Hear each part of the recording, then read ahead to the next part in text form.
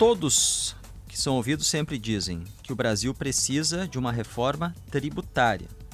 Me parece uma unanimidade, Jane, a necessidade da reforma tributária. Mas ela não sai. Passa governo, entra governo e ela não sai. Troca a legislatura porque precisa passar pelo Congresso Nacional, é no Congresso que essa reforma é feita. E nós já conversamos com ele aqui em outros momentos, é uma referência no tema. Hoje está numa outra posição, está dentro do governo, ele é o secretário extraordinário da reforma tributária no Ministério da Fazenda, economista Bernard Api. Bem-vindo, bom dia. Bom dia, Leandro, bom dia, Jane, bom dia, Rosane e bom dia aos ouvintes da Rádio Gaúcha. Bom, o senhor, como eu disse, já esteve aqui outras vezes, é uma referência no tema e há tanto tempo discutido, virou uma novela. Vai sair finalmente a reforma tributária? Eu acredito que sim. Eu acompanho esse tema há muito tempo e eu nunca vi um clima tão positivo para a aprovação da reforma tributária como a gente está vendo hoje. Teve uma pesquisa há umas 2 semanas em que 68% dos deputados federais indicaram que acreditavam na aprovação da reforma tributária esse ano. Tem um compromisso muito claro de apoio à reforma tributária do Poder Executivo Federal, do presidente da Câmara dos Deputados, do presidente do Senado Federal, e eu acho que o clima dessa vez é bastante positivo para a aprovação da reforma tributária. Historicamente, a gente sempre ouviu que a reforma tributária era prioritária e ela acabou nunca saindo do papel. Mas se sair esta agora, qual é o desenho que nós teremos, o que muda na vida do cidadão brasileiro? Bom, o que muda na vida do cidadão é que ele vai ter um sistema muito mais simples e transparente. Hoje nós temos 5 tributos que incidem sobre aquilo que é consumido pelo brasileiro. Que são PIS, COFINS e IPI, que são federais, o ICMS, que é dos estados, o ISS do município, e são tributos extremamente complexos, cheio de exceções, uma quantidade enorme de alíquotas, de formas diferentes de cobrar o imposto, de benefícios fiscais, e o resultado final é que as pessoas não têm a menor ideia de quanto eles estão pagando quando eles estão comprando alguma coisa. A reforma tributária que está sendo discutida no Congresso Nacional, ela vai manter a carga tributária, ou seja, o consumidor vai continuar pagando o que ele paga hoje, mas vai fazer isso de uma forma totalmente transparente e eliminando muitas distorções que acabam prejudicando o crescimento da economia brasileira. Então, o consumidor, primeiro, vai ter muito mais transparência em saber quanto ele está pagando de tributos, e isso permite que ele discuta se os recursos que ele está pagando, que ele está contribuindo para o governo, estão sendo bem aplicados ou não, e, por outro lado, vai corrigir muitas distorções que acabam prejudicando o crescimento da economia brasileira, e o resultado da correção dessas distorções é mais emprego, mais renda, um maior crescimento da economia. Secretário, o senhor fala em manter a carga tributária. Essa é uma preocupação. As pessoas esperam da reforma tributária, né, no geral, tem uma expectativa de que tenha uma redução de impostos, né, ou que, no mínimo, não se tenha um aumento de impostos. Manter a carga tributária é uma média geral? Terá aumento para alguém, redução para outros? Ou vai se manter para todo mundo igual e só simplificar? Na verdade, o que vai acontecer é que você vai simplificar e vai harmonizar. A proposta básica das 2 PECs que estão sendo discutidas, 2 propostas de emenda constitucional que estão sendo discutidas no Congresso, é ter uma alíquota uniforme para todos os bens e serviços, nenhum benefício fiscal, mas as 2 propostas já têm algumas válvulas de escape, então alguns setores provavelmente terão algum tratamento favorecido. Do ponto de vista do contribuinte, na verdade, vai ter uma redução de custo no agregado, porque mesmo que não vai ter aumento de carga tributária, isso queria deixar bem claro, isso é um compromisso, não tem aumento de carga tributária, mas mesmo que mantenha a carga tributária, hoje o consumidor, ele está pagando pelo imposto, ele está pagando pela ineficiência do sistema tributário atual. Então, só para você ter uma ideia, as empresas têm estruturas enormes só para cumprir com burocracia de recolhimento de imposto. E o custo dessa estrutura e o custo dessa burocracia acaba entrando no preço daquilo que o consumidor está comprando.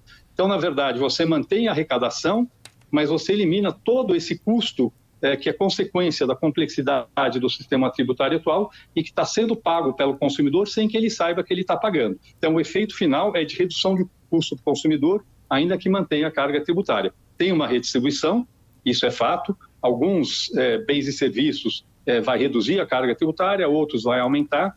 Isso é inevitável no desenho da reforma tributária. O efeito final que está sendo projetado é que é um efeito que vai fazer com que a carga caia um pouco para as pessoas de mais baixa renda e suba um pouco para as pessoas de mais alta renda, mas isso é positivo. Esse é um lado positivo do desenho que está sendo proposto, sendo que no caso das pessoas de baixa renda, tem um outro instrumento que a gente está chamando de cashback do imposto. Vocês têm alguma coisa parecida aí, o Devolve ICMS no Rio Grande do Sul, tem um instrumento parecido, não exatamente igual ao Devolve ICMS, que deve ser implementado junto com a reforma tributária, focando na devolução do imposto para as famílias de mais baixa renda. Nessa substituição dos 5 impostos hoje, federais, estaduais e municipais, por um só, que seria o Imposto de Valor Agregado, o IVA, o IVA, que também já é adotado em outros países, seria o mesmo modelo de país em que a pessoa, por exemplo, vai no mercado, lá está R$10 o produto, esse é o preço do produto. Depois tem lugares que a alíquota é 13, 14, 15 ou mais, e no Brasil se fala que seria em torno de 25%. O imposto ele vai começar a ficar fora do produto quando o consumidor for ao mercado. O preço da gôndola vai ser o preço do produto e depois vai ser colocado o imposto? Esse é o desenho que está sendo proposto. Você vai ter, acho que no supermercado provavelmente já vai ter o preço sem imposto e com imposto, para as pessoas, quando forem fazer a compra, já saber se o que ele tem na carteira é suficiente. Mas a ideia é que o imposto incida sobre o preço sem imposto. Hoje, no Brasil, o imposto incide sobre o preço com imposto. Então, só para te dar um exemplo, se você tem um estado que tem 18% de alíquota de ICMS, 9,25% de PIS e COFINS, por exemplo, numa conta de energia elétrica, a alíquota sobre o preço sem imposto é de 34,3%. E as pessoas não sabem. As pessoas não sabem que estão pagando 34% na conta de energia elétrica e essa alíquota vai cair com a reforma tributária. Então, sim, o desenho é feito para que o imposto incida sobre o preço sem imposto. Então, por exemplo, você vai fazer uma compra na internet, vai estar lá o preço sem imposto e mais o imposto que vai incidir sobre o valor daquilo que você está comprando, que é como os outros países fazem. O Brasil, na verdade, junto com a Bolívia, só tem 2 países do mundo em que você cobra o imposto sobre o preço com imposto, e a gente vai caminhar para esse modelo que é muito mais transparente, das pessoas saberem de fato quanto está custando o financiamento do governo.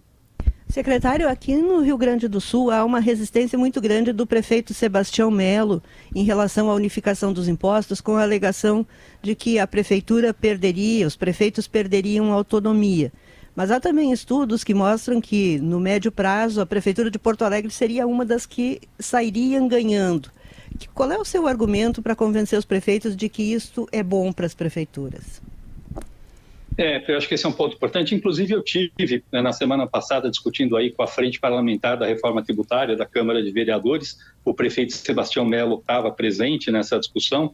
Existe uma preocupação de alguns grandes municípios com a perda de autonomia, porque na proposta da reforma tributária, nós estamos unificando esses 5 tributos, PIS, COFINS, IPI, ICMS e ISS, em um imposto sobre valor adicionado, ou 2, um federal e um dos estados e municípios. A primeira percepção é que tem perda de autonomia, mas não tem. Na verdade, os estados e os municípios mantêm a autonomia de fixar a sua alíquota do imposto. Então, você continua tendo a autonomia de fixar a alíquota, só que agora de uma forma muito transparente, porque se o prefeito sobe ou baixa a alíquota, isso daí se reflete direto no preço daquilo que o consumidor, o morador, que é o eleitor que mora em Porto Alegre, vai estar pagando. E segundo, que é o ponto mais importante, todos os estudos que tem mostram que a reforma tributária aumenta e aumenta bastante o potencial de crescimento da economia brasileira. O aumento total é difícil de quantificar com precisão, mas a gente estima algo entre um aumento de 12% do PIB ou 20% do PIB entre 10 e 15 anos por conta da aprovação da reforma tributária. Quando a gente incorpora esse efeito do aumento sobre o crescimento nas contas, a gente considera que a reforma tributária aumenta o crescimento e vê o efeito que isso tem para as finanças dos estados e dos municípios, o que a gente vê é que em 20 anos, com a transição prevista na reforma tributária, todos os estados são beneficiados em relação à manutenção do sistema atual e todas as capitais de estados são beneficiadas também. Praticamente todos os municípios do país são beneficiados, exceto em pouquíssimas exceções de municípios que tenham um valor absurdamente elevado hoje de receita por conta de distorções do sistema atual.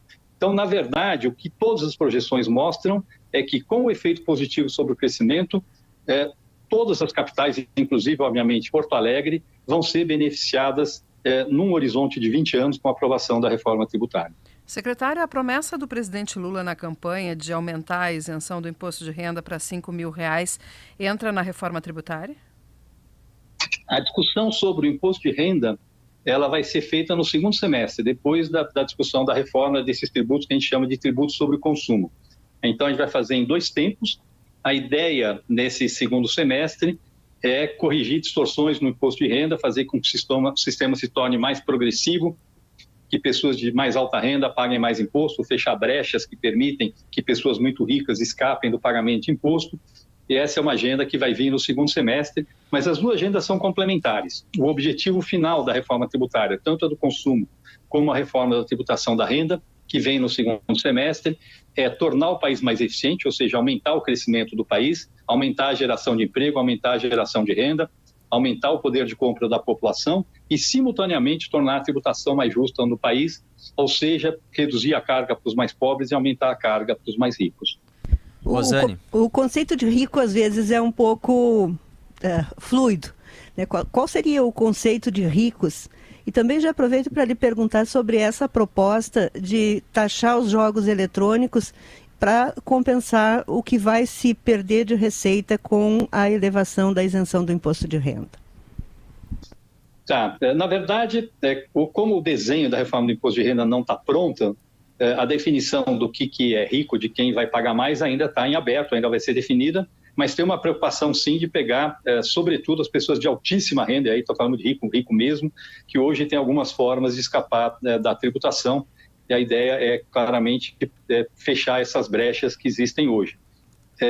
Com relação à questão dos jogos eletrônicos, esse é um tema que não está comigo, isso está com a Receita Federal, mas, de fato, tem essa discussão de, eventualmente, usar essa tributação para poder financiar essa primeira etapa da correção da tabela do imposto de renda de pessoa física, que vai, na verdade, fazer com que todas as pessoas que ganham até R$ 2.640 não paguem imposto de renda nem na fonte, nem na declaração. Então, essa é a primeira etapa da correção da tabela do imposto de renda de pessoa física, que já está anunciada, mas a definição exata de como vai ser a reforma da tributação da renda ainda vai depender. Mas posso te garantir que, para a grande maioria da população brasileira, quem vai pagar mais imposto é gente rica, sim.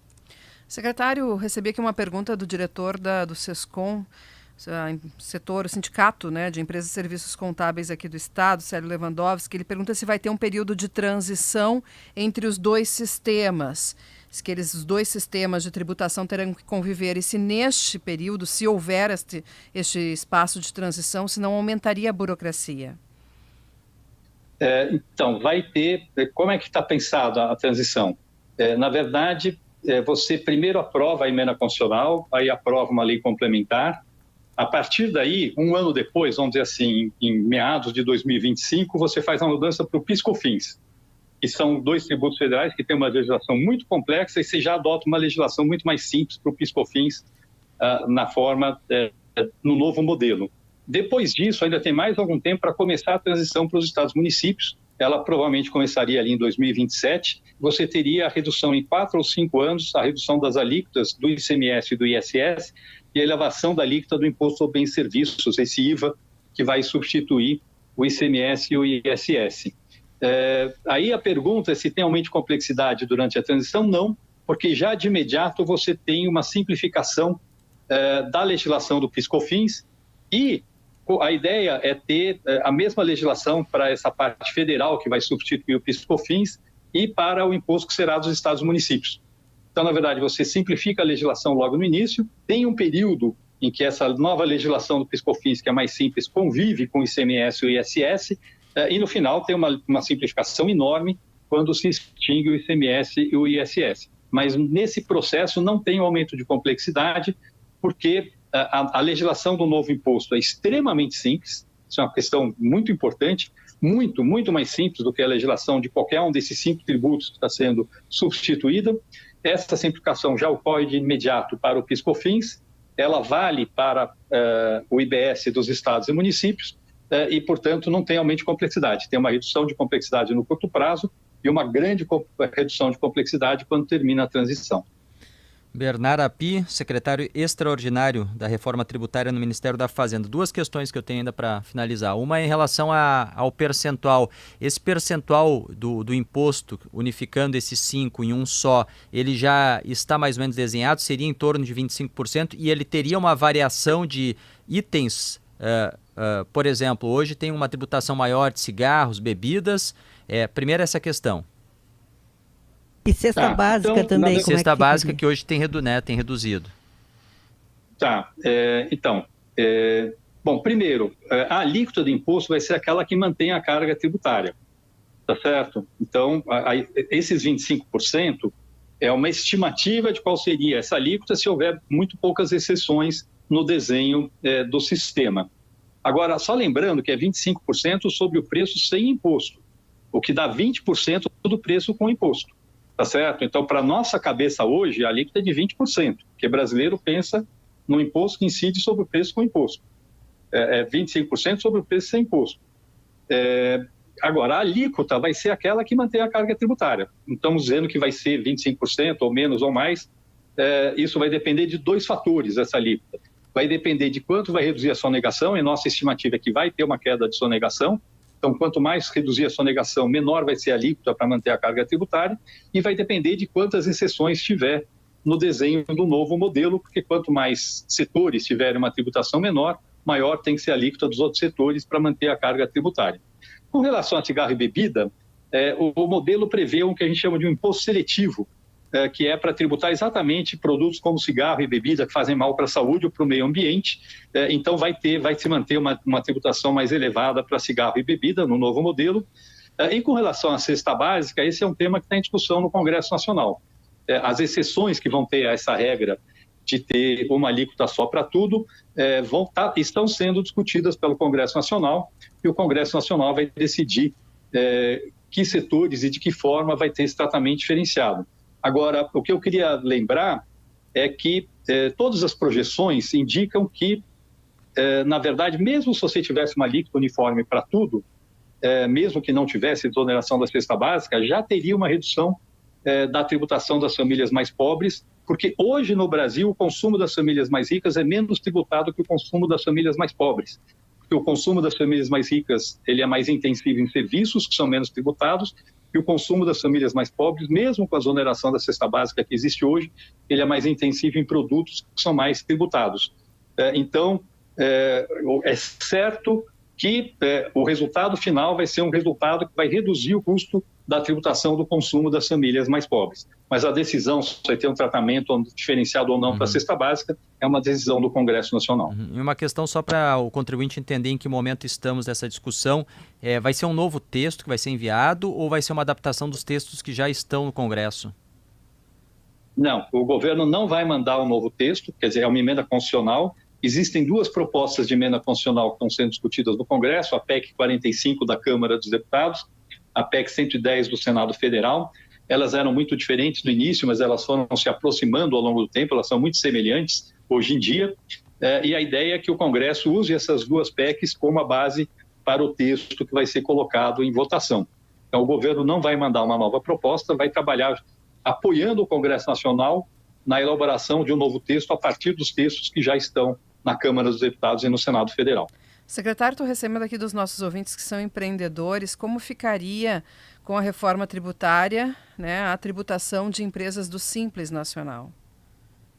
Tá, a empresas do Simples não muda, a reforma tributária mantém o Simples Nacional, mas, na verdade, ela abre uma nova possibilidade.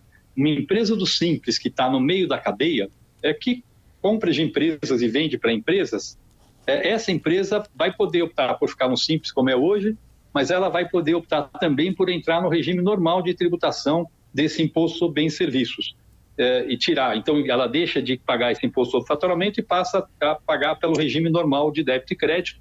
Então, ela recupera o crédito de todos os insumos que ela compra, ela transfere o imposto que ela paga integralmente para o adquirente dos seus produtos. Então, para as empresas que estão no meio da cadeia, provavelmente essa opção é melhor do que ficar no Simples como ele é hoje.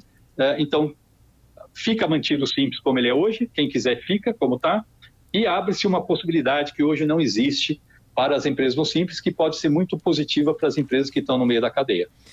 Bernard Api, secretário extraordinário da Reforma Tributária no Ministério da Fazenda, muito obrigado, uma boa semana e sucesso, que consigam finalmente fazer a reforma tributária. Eu agradeço o convite, cumprimento os ouvintes da Rádio Gaúcha e reforço, a reforma tributária é um jogo de soma positiva em que todos ganham.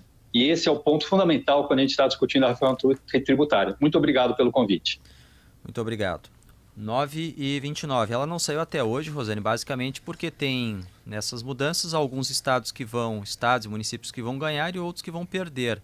É um jogo político com as forças que estão representadas lá no Congresso Nacional, porque é complicada a vida de quem empreende, quem trabalha com a contabilidade. A questão dos impostos são vários impostos, daí é um imposto dentro do imposto. É difícil fazer a prestação de contas, é complicado do consumidor entender o que está pagando. Tem uma legislação que coloca lá no final da notinha, tudo por projeção, é uma estimativa, inclusive do Instituto Brasileiro do Planejamento Tributário, quanto a gente está pagando, mas não é claro, o consumidor não sabe exatamente. E se simplificar, mantendo a carga tributária, mesmo mantendo a carga tributária, se simplificar, já será um enorme avanço, Rosane. E alivia para as empresas, né? Porque o Bernard Api, que é muito didático, ele falou uma coisa que a gente sempre ouve dos empresários. É preciso manter uma estrutura imensa de pessoas só para desembrulhar esse pacote que é o sistema tributário complexo do Brasil. Eu sempre me lembro, Stout, Gianni, quando eu visito a Secretaria da Fazenda, tem um armário lá. E a legislação do ICMS é uma coisa assim, enche um armário, né, de livros, porque vai mudando e tem exceções demais. Então, nunca se sabe quanto se está pagando. Quando a gente vai aos Estados Unidos e as pessoas... Vou usar o exemplo de um telefone, que é uma das coisas que as pessoas mais compram. Assim, é $1.000. $1.000 é o preço do telefone e sobre isso incide o imposto. Ponto. Fica claro para as pessoas quanto elas estão pagando de imposto. Aqui não, nós pagamos imposto sobre imposto sobre imposto e não se sabe quanto se paga lá no final por praticamente nada daquilo que a gente consome. Então é muito complexo o sistema. Essa simplificação é muito bem-vinda. Agora, por que até hoje não foi aprovada? Porque alguém sempre perde. Numa reforma, em qualquer reforma, né, alguém sempre perde. Na reforma tributária, tem estados que perdem mais, tem estados que perdem menos, ou tem estados que ganham mais, tem estados que ganham menos, e isso faz com que haja resistências. Não me parece tão simples assim a aprovação no Congresso, até porque, além desse ponto, existe a disputa política. Tem gente que acha a reforma tributária importante, mas é a reforma deste governo, eu vou votar contra. Então, não vamos nos iludir, não vai ser uma tarefa fácil a aprovação, mas ela é mais do que necessária para que se tenha uma possibilidade maior de crescimento da economia.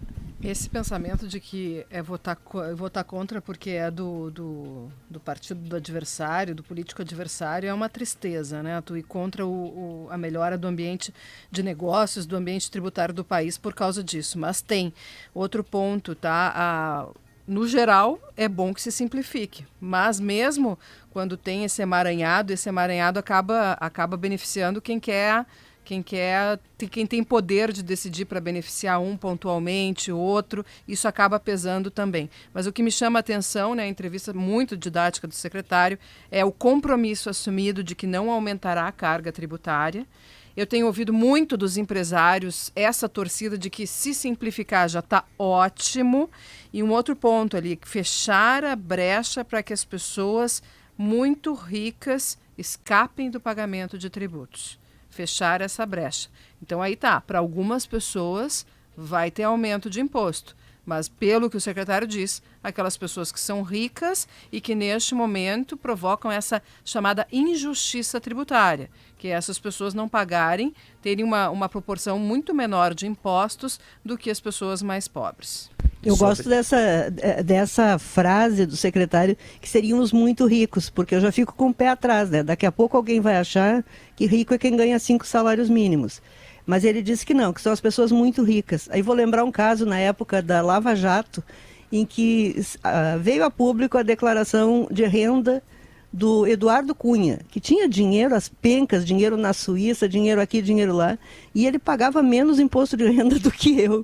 Isso é rico, né? Não é a pessoa que ganha 5, 10 salários mínimos. Então eu espero realmente que nessa justiça fiscal que se faça, o conceito de rico seja rico mesmo, e não o remediado à classe média, que sempre acaba pagando a conta. Outro ponto, tá, que ele disse que a segunda fase da reforma, né, que ficaria para o segundo semestre e que incluiria aquela proposta, a promessa de campanha de Lula de aumentar a isenção do imposto de renda para R$5.000. Ficar essa segunda fase para depois e condicioná-la ao andamento da primeira fase também faz parte dessa negociação, né, Rosane, para que ande no Congresso.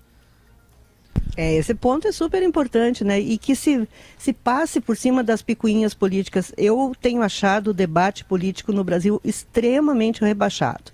Esse negócio de faz o L, faz a arminha, faz o M, isso não leva a lugar nenhum. Nós precisamos pensar no futuro. E para pensar no futuro é preciso que, primeiro, as emendas constitucionais sejam tratadas com seriedade, que se deixe de lado a picuinha, que as medidas provisórias, parece que agora se encaminha para um acordo entre a Câmara e o Senado, sejam avaliadas com critério, para que a gente não tenha esse eterno puxa e estica, em que se é de um governo eu sou contra, se é do outro eu sou a favor, e não se chegue a lugar nenhum. Então, vamos esperar que tenha seriedade de parte dos nossos deputados e dos nossos senadores.